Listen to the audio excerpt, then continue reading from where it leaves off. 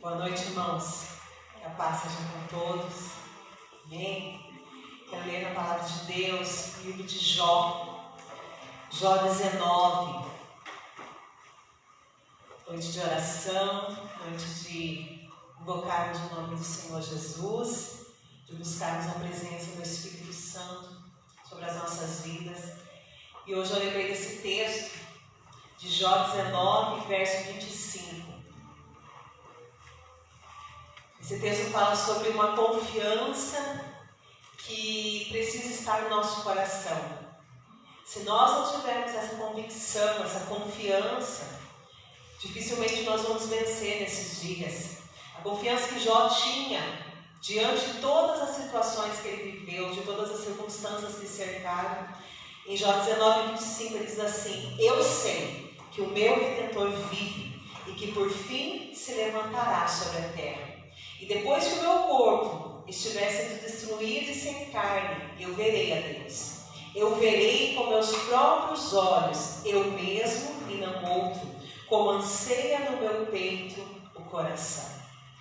Jó viveu tantas dificuldades, tantas lutas, mas ele tinha convicção de que o Redentor dele era vivo. Nós temos que ter essa convicção, o nosso Redentor vive. E nós ainda o veremos. Nós ainda veremos Ele cumprir os seus planos, os seus propósitos. Nós ainda veremos Ele, porque isso anseia o nosso coração. E nessa noite nós estamos aqui para buscar ao Senhor, e o nosso coração anseia por Ele. Amém? Vamos orar agradecendo ao Senhor Jesus por essa noite. Convidando ao Espírito Santo que enche este lugar, que enche a cada casa, que enche a cada vida. Ó Senhor, muito obrigada. Obrigada, Senhor Jesus, por mais uma noite que estamos reunidos em Teu nome. A Tua palavra nos diz, Senhor, que onde estão 2 ou 3 reunidos em Teu nome, aí o Senhor está. Isso é uma promessa, isso é algo, Senhor, que nós temos convicção. O Senhor está em nosso meio. O Senhor está nessa igreja, o Senhor está na casa de cada um dos irmãos. O Senhor está conosco, isso é uma promessa e nós cremos na Tua palavra.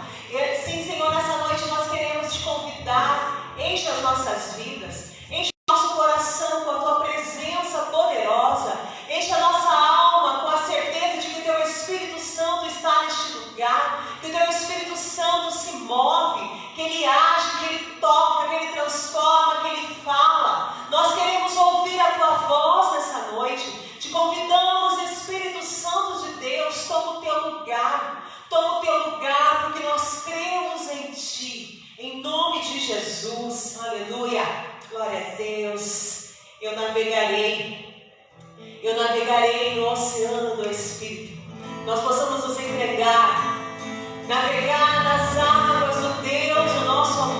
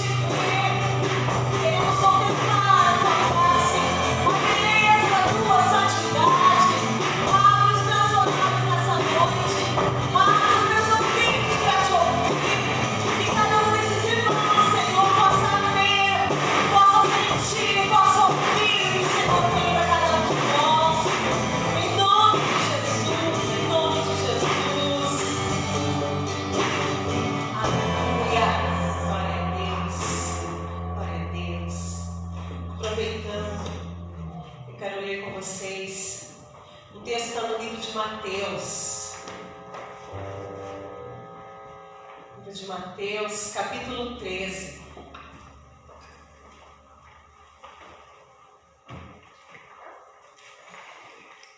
Aleluia.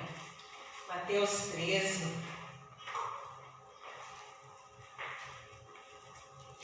Nós vamos falar um pouco nessa noite, depois nós vamos tirar um tempo para orar. Mas eu quero ler com vocês a parábola do semeador. Sei que é um texto bastante conhecido e Mateus 13 fala sobre uma das parábolas que talvez seja mais conhecida e que a gente mais se identifica, porque ela nos coloca dentro dela. Ela diz assim: naquele mesmo dia, Jesus saiu de casa e assentou-se à beira-mar. Reuniu-se ao seu redor uma multidão tão grande que por isso ele entrou no barco e se assentou. O povo reunido na praia, Jesus falou muitas coisas por parábolas, dizendo: o semeador saiu a semear, e enquanto lançava a semente, parte dela caiu à beira do caminho, e as aves vieram e a comeram. Parte dela caiu num terreno pedregoso, onde não havia muita terra, e logo brotou, porque a terra não era profunda. Mas quando saiu o sol, as plantas se queimaram e secaram porque não tinham raiz. Outra parte caiu no meio dos espinhos, que cresceram e sufocaram as plantas.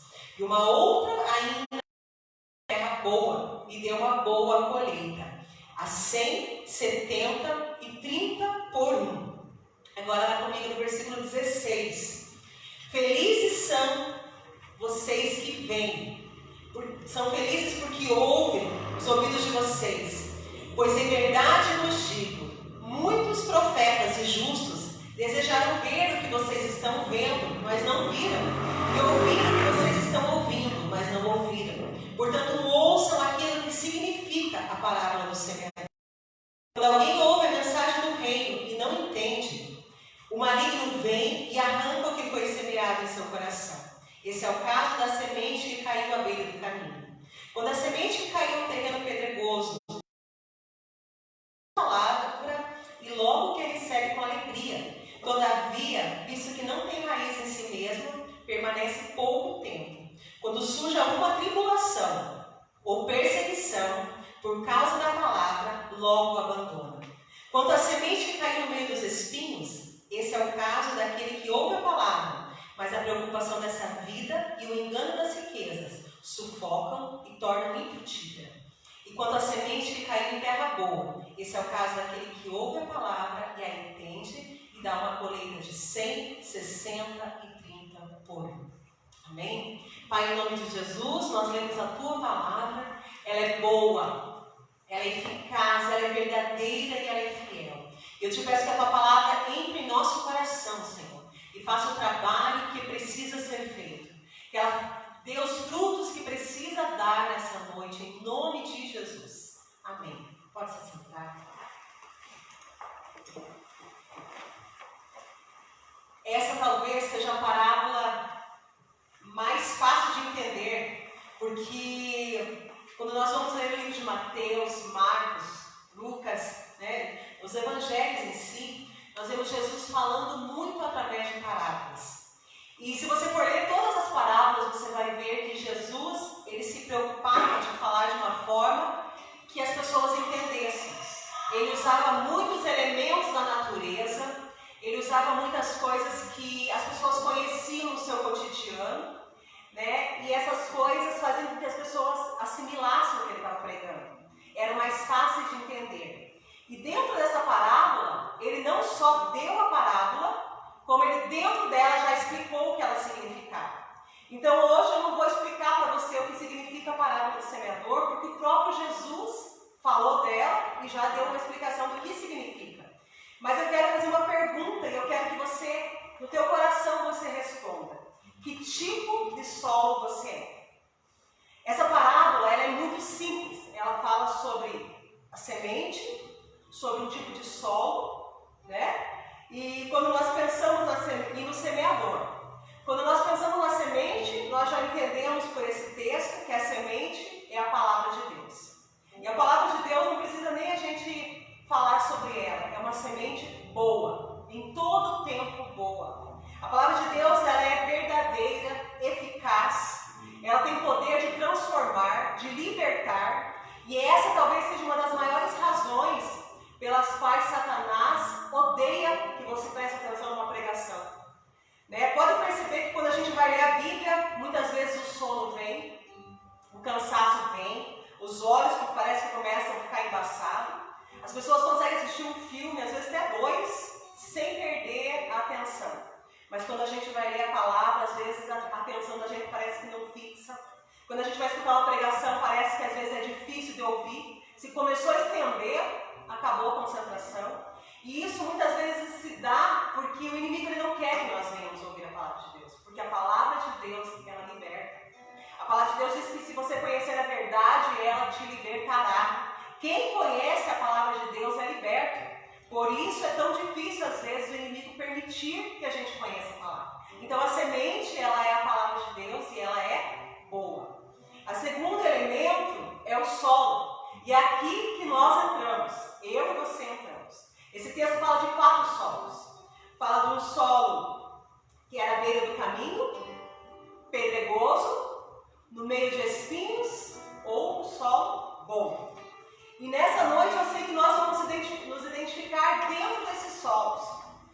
A palavra de Deus fala que o semeador é o próprio Deus. Ele jogou as sementes, é Ele que lança a palavra, é Ele que trabalha em nós. Então nós sabemos que a semente é boa e que o semeador é maravilhoso.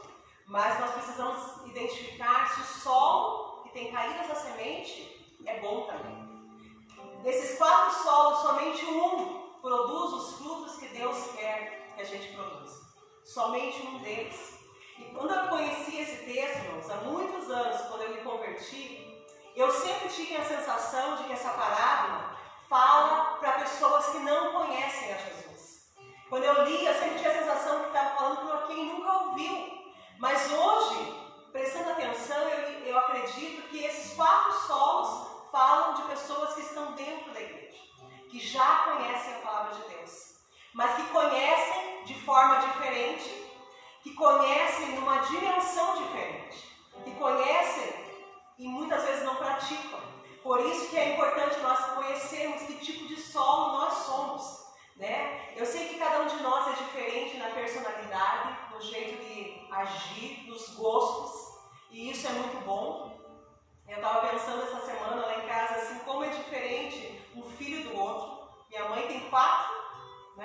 e nós somos 4 totalmente diferentes. Se colocar os 4 e perguntar o que cada um gosta de comer, a cor que cada um gosta, os gostos são totalmente diferentes.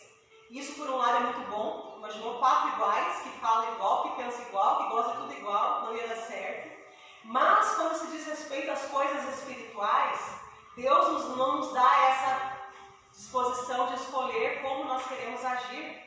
Ele determina como nós devemos ser, ele define como nós devemos reagir diante das coisas. E eu quero falar um pouquinho desses 4 solos e eu quero que você tente se identificar dentro dele. Esse primeiro solo, que a Bíblia diz, ele diz que as primeiras sementes, elas caíram à beira do caminho. E as aves vieram e comeram essa semente. O semeador estava levando as sementes e quando ele estava caminhando, algumas sementes já caíram na beira do caminho. E rapidamente as aves vieram e comeram. Quer dizer, essas primeiras sementes nem chegaram a começar a dar fruto, nem chegaram a ter contato direito com o solo, caíram na beira do caminho e rapidamente elas foram consumidas. Esse primeiro solo, ele fala sobre pessoas que ouvem a palavra de Deus, mas não entendem. A beira do caminho é um solo que não produz fruto nenhum. A pessoa escuta e ela nunca entende o que Deus está querendo dizer. Talvez você pense assim, eu conheço gente assim, que vem para a igreja 1 ano, 2, 3, 4, a gente fala brincando, crente velho. E não é velho de idade, mas velho de igreja. Gente que está calejado de ouvir a mesma pregação e que às vezes faz as mesmas coisas repetidamente. Comete os mesmos erros, às vezes erros bobos. Sabe aqueles erros que você fala, não acredito que esse cara está fazendo isso. 10 anos de igreja, comete os mesmos erros, fala do mesmo jeito. Gente que ouve, mas não compreende. Escuta, mas não muda. São sementes jogadas na beira do caminho. A palavra é a mesma. E às vezes você diz assim, mas a palavra que eu ouvi domingo foi a mesma que fulano ouviu. E por que eu entendi e o outro não entendeu? Ou por que o outro entendeu e eu não? Porque tem pessoas que não entendem. Pessoas que ouvem a palavra, mas não têm profundidade na palavra. E esse solo, ele é muito perigoso, porque além de ele não dar fruto, ele é rapidamente, esse fruto rapidamente é consumido, essa semente rapidamente é comida. Essas aves, que está falando no começo do texto, depois Jesus explica que é o próprio maligno. Satanás vem e rouba. Muitas pessoas ouvem a palavra de Deus, mas como elas não entendem, o diabo rouba do seu coração o que foi colocado. Rapidamente Satanás vem e tira. E a pessoa sai vazia como entrou. Não entende. E você às vezes fala, mas a pessoa não entende. Ela não tem profundidade. A semente caiu na beira do caminho. O segundo tipo de solo é de pedras. Olha aí na continuação do texto. Caiu num terreno pedregoso, onde havia pouca terra. E ali brotou, mas a terra não era profunda. Quando saiu o sol, as plantas já queimaram, porque não tinha raiz. O segundo tipo de solo é o pedregoso. Pessoas que até ouvem a palavra de Deus, e elas têm uma característica muito que você vai entender rapidamente se você é assim. Elas são muito empolgadas. Sabe aquelas pessoas assim que escutam a pregação, choram, pulam, ficam felizes e recebem e dizem, nossa, hoje Deus mudou a minha vida. Hoje eu entendi, a partir de agora as coisas vão ser diferentes, estou empolgado, estou encorajado. Esse tipo de pessoa é aquele tipo de pessoa que vai para o retiro e volta e você diz, nossa, agora foi. A pessoa no retiro buscou a Deus, se encheu e vem para a igreja motivada, a partir de agora eu sou diferente. Vai para o encontro com Deus, volta, quer ser o primeiro lá na frente a dançar e mostra que está cheio do Espírito Santo. Porém, são pessoas que não têm muita profundidade. A prova disso é que na primeira dificuldade, elas murcham. Voltaram empolgadas, estão bem motivadas, mas rapidinho. Primeira coisa que o irmão falou torto, olhou torto, chegou na igreja, a diaconisa não cumprimentou com muita simpatia, acabou a empolgação. Vai embora murcho, naquela semana não presta mais nada, não vou orar porque não está valendo muita pena, passei o final de semana inteiro no retiro e olha aí, a irmã pisou na bola comigo. São crentes de terreno pedregoso. Até recebem com alegria, mas não tem raiz, não tem profundidade. Então qualquer dificuldade mata a alegria. São aquele tipo de pessoa que começam projetos e nunca termina. Nunca termina. Esse ano, o pastor pode contar comigo, me dá um cargo aí, me dá 2 até. Eu quero. São aquelas pessoas que querem a primeira dificuldade, falar, não é para mim, deixa quieto, deixa para o ano que vem. Tudo que começa, deixa para depois. Começa várias coisas e não termina. Solo pedregoso, não tem força. Quem conhece um pouquinho da agricultura sabe que planta que não tem raiz não permanece. Quando vem sol, esse texto fala que vem o sol, ele queima. É só uma folhagemzinha, mas não tem profundidade, não tem raiz, não sobrevive. O terceiro tipo de solo é um solo que tem espinhos. O versículo 22 diz assim: quanto à semente que caiu no meio dos espinhos, é o caso daquele que ouve a palavra de Deus, mas a preocupação dessa vida e o engano das riquezas sufoca e torna infrutífera. Esse terceiro tipo de solo é o solo que recebe também e que deixa até começar a dar frutos. São aquelas pessoas que ouvem a palavra, guardam no coração, que amam Jesus, que querem fazer as coisas para Deus, que são sinceras no que dizem, porém, o coração delas tem muitas coisas junto com Jesus. Elas amam as riquezas, elas querem as coisas desse mundo, elas pensam excessivamente nos prazeres dessa terra. E talvez esse seja o solo que é mais comum de nós encontrarmos dentro da igreja. Pessoas que verdadeiramente querem Jesus, que verdadeiramente amam as coisas de Deus, mas que, como diz esse texto, a ocupação, a preocupação com os prazeres da vida roubam aquilo que Deus quer fazer na vida dela e enganam elas com facilidade. Esse texto, irmãos, não está nos falando que a gente não pode querer nada dessa terra, não está falando que a gente não pode ter alguma riqueza, que a gente não pode buscar algumas coisas, mas esse texto fala que as preocupações com as coisas dessa vida são um perigo para quem quer ser um bom solo, para quem quer produzir frutos. Se você ama demais as coisas dessa terra, existe uma grande tendência de você ter dificuldade de produzir os frutos que Deus quer na tua vida. Porque Deus não quer dividir espaço no nosso coração com os prazeres desse mundo. Existe uma grande diferença entre nós usufruirmos o que o mundo nos oferece e nós buscarmos incessantemente o que o mundo tem por nós. Esse texto está falando de pessoas que ficam com o coração voltado a riquezas. Nesse período, irmãos, que nós estamos vivendo, eu acho que a maior luta que as pessoas têm tido talvez seja contra si mesmo. Eu comentei lá em casa que hoje eu vi uma psicóloga falando sobre o crescente número de pessoas com síndrome de pânico, nesses últimos dias. E uma das maiores preocupações, talvez o topo das preocupações, é o que vai ser do meu futuro. A empresa que eu amo, o carro que eu tenho novo, as viagens que eu programei, as festas que eu quero fazer, aquela compra que eu vou deixar de fazer agora. Essa tem sido a maior preocupação, uma preocupação maior do que quando se diz respeito a vidas, à saúde, a outras coisas. Porque isso tem tomado conta do nosso coração, isso tem nos consumido e tem se tornado espinho no nosso coração. Quando a palavra de Deus, quando a semente é lançada no nosso coração, os espinhos sufocam ela. Porque nós saímos da igreja com a consciência, Deus me quer por inteiro, eu vou me entregar.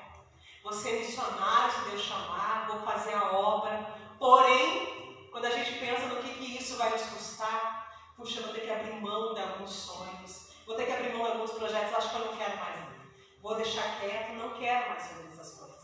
Preocupações com as coisas da vida, preocupações com dinheiro, com riqueza, tem nos roubado o que Deus quer produzir em nossas vidas. E o último solo, está lá no final,